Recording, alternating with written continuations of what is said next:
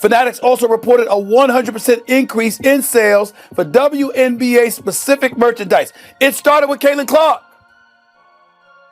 And so now that we know all of this, and we've known that for months, now we get to turn around and look and see what exactly is it that the league will do knowing that she's out for the next 2 weeks. I'm not saying I know for sure what's going to happen, but I have an idea.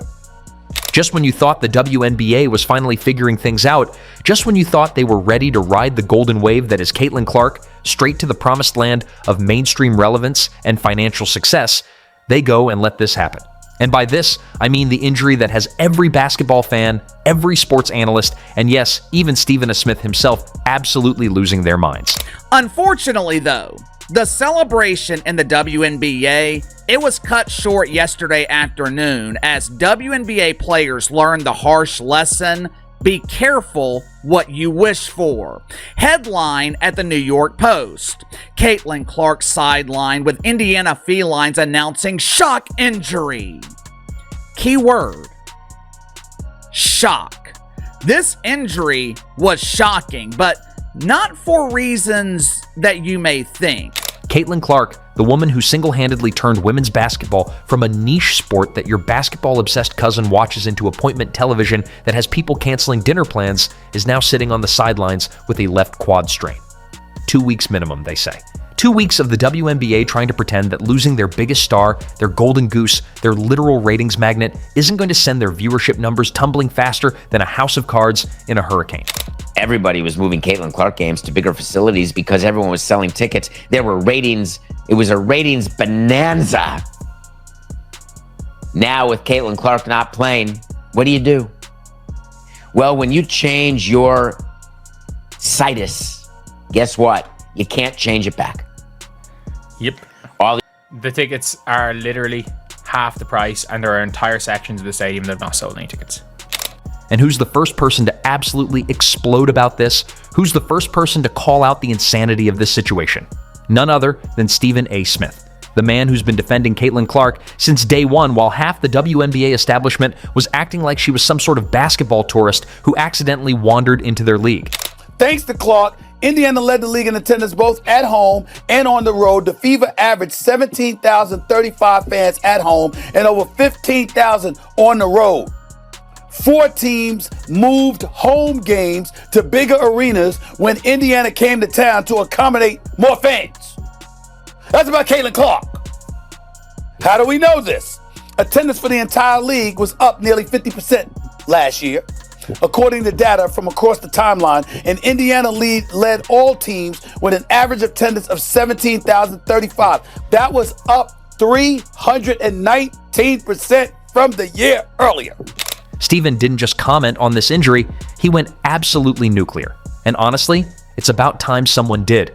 Because while everyone else is tiptoeing around the obvious, trying to be politically correct, and pretending that Caitlin Clark isn't literally carrying this league on her back, Stephen is out here stating facts that would make a mathematician weep with joy. We'll find out. We don't know yet. Stephen said when asked how much of a blow Clark's injury is to the WNBA. But I'm going to be really interested in seeing what kind of effect this has on the WNBA's ratings, because if for some reason there is a precipitous drop-off, then everybody needs to stand down. We'll find out. We don't know yet, but I'm going to be really interested in seeing, Molly, what kind of effect this has on the WNBA's ratings, because if for some reason there is a precipitous drop-off, then everybody needs to stand down and recognize the fact that the speculation or the assertions and assumptions about her being the golden goose is validated. If you are enjoying, please subscribe. Oh, Stephen, you beautiful logical genius. Because that's exactly what's going to happen, isn't it? The man is practically sitting there with a stopwatch, ready to document the exact moment the WNBA realizes they've been taking their most valuable asset for granted. It's like watching someone ignore a pot of gold while complaining about being broke, and Stephen is the guy standing there yelling, "The gold is right there." Let's talk numbers for a hot second, because apparently some people in the WNBA front office need a calculator and a reality check. Games featuring Caitlin Clark this season have averaged 1.178 million viewers. Games without her, a measly 394,000 viewers. That's not just a difference, that's a 199% gap that's so wide you could drive a freight train through it. To put this in perspective, that even the most mathematically challenged sports executive could understand, Clark's games draw 3 times more viewers than games without her. 3 times. Became the first rookie with at least 25 points, 5 assists, and 5 rebounds in a playoff game. That was Caitlin Clark. Became the 4th different rookie to play all 40 minutes in a playoff game. That was her. I'm looking at other things. 6 different league television partners. This is last year. This is last season, because this is the Caitlin Clark that we're talking about. 6 different league television partners set viewership records that year, her rookie year, for its highest viewed WNBA game. Do you know every one of those games included the Indiana Fever? But here's where it gets really spicy, folks. Stephen A. Smith isn't just upset about the injury. He's been building up to this moment for months. This is a man who's watched the WNBA stumble over itself, trying to figure out how to handle their biggest star. He's seen legendary players like Cheryl Swoops acting like Clark was some sort of interloper rather than the savior the league desperately needed. He's watched the league's leadership, including Commissioner Kathy Engelbert, give lukewarm responses when they should have been planning ticker tape parades. And now, with Clark injured, Stephen is essentially saying, "I told you so," in the most dramatic way possible.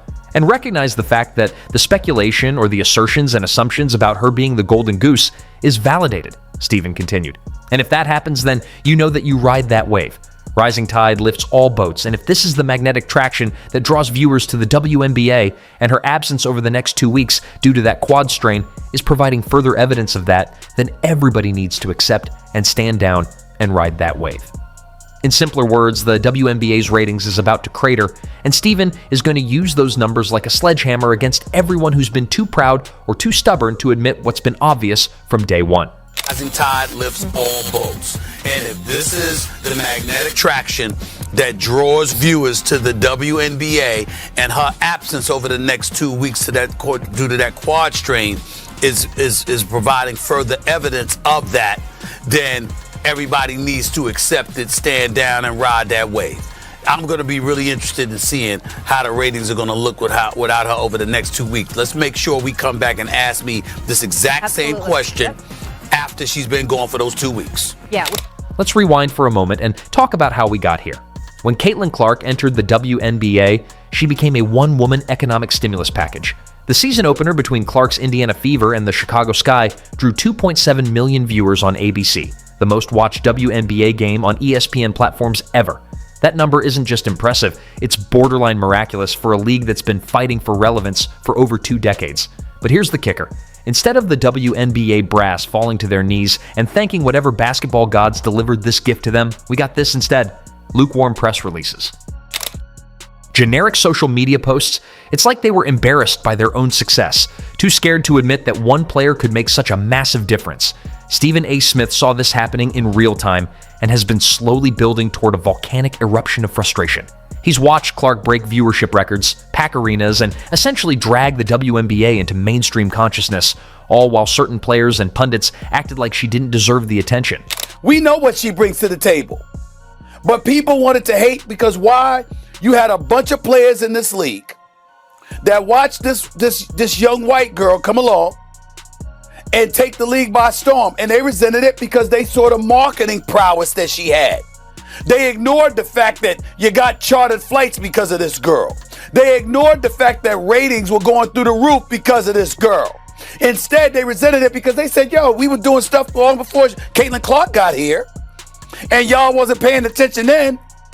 But now, the young white girl comes along, and y'all want to sit up there and shower all of this praise and all of this attention that was earned before she ever came along. The resentment is understandable, but it's not about Caitlin Clark. It's about what she represents. My point is, grow up. The man has been defending Clark against critics who seem more interested in protecting their own egos than celebrating the rising tide that was lifting all boats. When former WNBA players started throwing shade and acting resentful instead of grateful, Stephen was there calling it out. They act like there isn't or hasn't been legitimate resentment, Stephen said, referencing Clark's vocal critics. But nobody's fooled here. And now we get to watch Stephen's prediction play out in real time. Because Clark isn't just missing any old games. She's missing marquee matchups that were supposed to be television gold. that highly anticipated rematch against Angel Reese and the Chicago Sky, gone. Multiple nationally televised games that networks were counting on for ratings, poof. The financial implications are staggering when you really think about it. The Indiana Fever isn't just losing their best player, they're losing their primary revenue generator. Clark isn't just the team's leading scorer and assist leader, she's literally the reason people buy tickets, tune in on television, and purchase merchandise. Without her, the Fever goes from must-see TV to just another WNBA team that most casual fans couldn't pick out of a lineup. Look, I think Stephen A is 100% correct on this.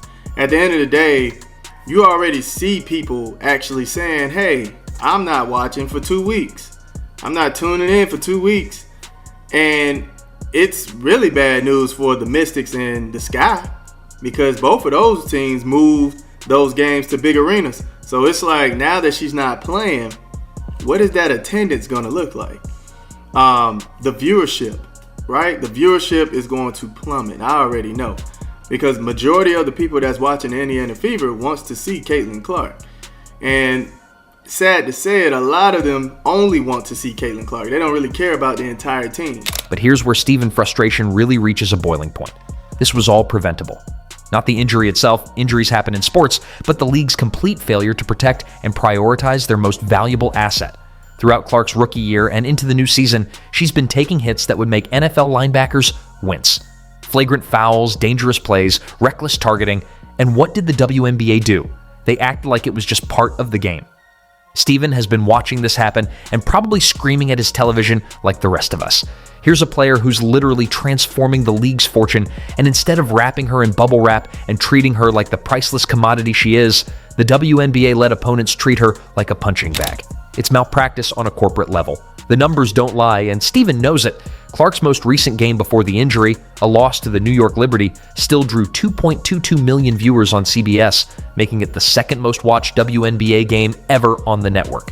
Even in defeat, even in a close loss, Clark was pulling numbers that most WNBA games could only dream of achieving. The Fever and the Liberty, peaking at 3.2 million viewers. 3.2. And again, second most viewed game on CBS ever. I have no idea what the most viewed game was ever. Now imagine those same time slots without Clark. Imagine trying to explain to television executives why ratings just dropped by 200%. Imagine trying to convince sponsors that the WNBA is still worth their investment when their biggest draw is sitting on the bench in street clothes. Steven doesn't have to imagine it. He's about to watch it happen, and he's going to document every painful ratings point drop with the glee of a man who's been proven right about everything he's been saying for months. But here's the really infuriating part that has Steven fired up.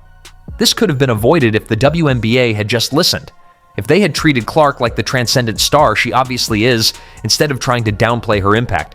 If they had protected her better, promoted her more aggressively, and acknowledged what she was bringing to the table instead of acting like her success was somehow accidental. The Clark effect isn't just about individual games, it's about the entire ecosystem of women's basketball. When she plays, people who never watched the WNBA before suddenly become invested. When she's injured, those same people are going to tune out faster than you can say quad strain.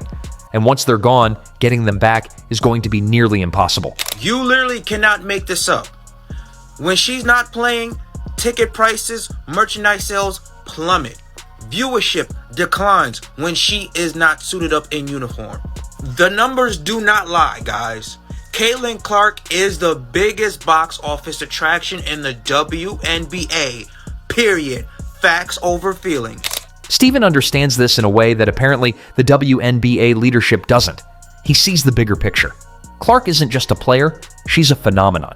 She's the bridge between the WNBA's past struggles and its potential future success. And now that bridge is temporarily down for repairs, leaving the league stranded on the wrong side of irrelevance. The truly maddening part? This was all predictable. When you have a player drawing ratings that rival NBA games, when you have someone single-handedly changing the entire conversation around women's basketball, you protect that investment. You don't let opponents hack and grab and commit flagrant fouls without serious consequences. You don't treat your golden goose like any other player. But the WNBA did exactly that. And now, Steven is sitting there with an "I told you so" that's going to echo for weeks. Because when those ratings come in for games without Clark, When the viewership numbers crash back down to pre-Clark levels, Steven is going to be the first person to point out that this was entirely predictable and entirely preventable. The fan reaction is already telling the story. Clark's fan base, the millions of people who started watching the WNBA specifically because of her, are already talking about boycotting games until she returns. Social media is filled with fans saying they won't tune in to watch inferior basketball without the player who made them care about the league in the first place. I mean, with Caitlin Clark being out of the picture, you know what's already happened in the WNBA? Yeah, that's right. Those ticket prices went way down. And you would think most of the ladies in the league would want to wish Caitlin a very speedy and successful recovery, because without her in that league, it's going back to where it was before she even got drafted to the Indiana Fever. And honestly, can you blame them? If you're a casual fan who started watching because Caitlin Clark made the game appointment television, why would you stick around to watch games that feel like going back to black and white TV after experiencing color for the first time? Steven sees all of this happening, and you can practically hear him warming up his vocal cords for the biggest "I told you so" in sports media history. Because this isn't just about one injured player, this is about a league that had lightning in a bottle and somehow managed to let it slip through their fingers. The next few weeks are going to be a referendum on everything Steven has been saying about Caitlin Clark's value to the WNBA. And based on every piece of evidence we have, every rating that's been recorded, every packed arena, and sold-out ticket, Steven is about to be proven more right than he probably even wants to be. Because when the dust settles and the numbers come in, the WNBA is going to have to confront a reality that Stephen A. Smith has been shouting about for months. They had their savior, and they took her for granted. Now they get to find out what life looks like without her.